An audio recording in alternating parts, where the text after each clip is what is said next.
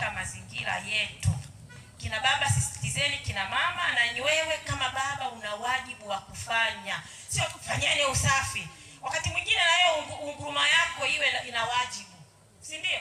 Inawezekana hizo unguruma zenu hazina wajibu, ndio maana wanagoma. Eti kina mama unguruma zao ili za usafi. Kila kata watendaji mpo? Watendaji wa mitaa kwa kuna faini ya shilingi 50,000. Na tutasimamia. Tutafanya nini? Tutalisimamia kwa sababu si ni usalama wako wewe mwenyewe. Serikali nayo hivi tukilaza wagonjwa pale wote tutatoa wapi dawa? Tutalisimamia. Hili ni kwa usalama wa wananchi. Na mimi kazi yangu kama mkuu wa wilaya kuhakikisha watu wangu wako salama. Sasa hata hili la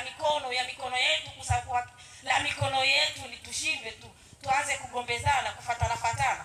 Kweli upige posho kwa sababu ya kutokufanya usafi nyumbani kwako? Kweli? Katika maeneo yanayokuzunguka watendaji